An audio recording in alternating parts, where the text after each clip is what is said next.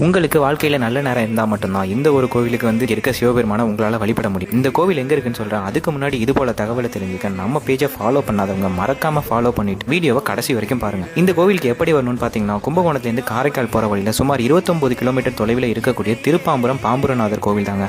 இந்த கோவிலில் சிவபெருமான் நாகங்களுக்கு விஷத்தன்மையை வழங்கியதால இந்த கோவில் சகல தோஷ நிவர்த்தி ஸ்தலமாக விளங்கப்படுது. ஒரு முறை கைலாயத்தில் விநாயக பெருமான் தன்னோட தந்தையான சிவபெருமானை வணங்கிய போது அவர் கழுத்துல இருந்த நாகம் தன்னையும் சேர்த்து வணங்கியதா கர்வம் கொள்ளுது. இதனால கோபம் கொண்ட சிவபெருமான் நாக இனம் முழுவதும் தன்னோட நாக சக்தியை இழக்க சாபமிடுறாரு. அதனால அஷ்டமா நாகங்களும் ராகு கேதுவும் தங்கள் இனத்துல ஒருவர் செய்த தவறுக்காக மற்றவர்களையும் தண்டிக்க கூடாதுன்னு சிவபெருமான்ட்ட மன்னிப்பு கேட்டு வேண்டிக்கிறாங்க. சிவபெருமானும் மகா சிவராத்திரி அன்று ஆதிசேஷனோட தலைமையில அனந்தன், வாசுகி, தக்ஷகன், கார்கோடகன், சங்கபாலன், குலிகன், பத்மன், மகாபத்மன் ஆகிய நாகங்கள் திருப்பாம்புரம் இங்க இருக்கக்கூடிய பாம்புரநாதரை வழிபட்டு சாப விமோசனம் பெறலான்னு சிவபெருமான் ஆசை வழங்குறாரு. அது போலவே அவங்களும் வழிபட்டு நாக இனங்கள் தங்களோட இழந்த சக்தியை திரும்ப பெறாங்க. இந்த கோவில்ல வேற எந்த கோவிலையும் இல்லாதபடி ராகுவும் கேதுவும் ஒரே உடல்ல சிவபெருமான தன்னோட ஹிருதயத்துல நிறுத்தி பூஜை பண்ணி தங்களோட நாக இனங்கள் இழந்த சக்தியை மீட்டு கொடுத்திருக்காங்க. அதனால இந்த கோவில் நாகங்கள் தொடர்பான சகல விதமான தோஷங்களுக்கும் பரிகார தலமா விளங்கப்படுது.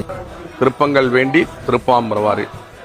திருப்பாம்பரம் நம்ம ஒரு முறை வந்தோம்னா நம்ம வாழ்க்கையில மிகப்பெரிய திருப்புமுனையை ஏற்படுத்தக்கூடிய ஸ்தலம்.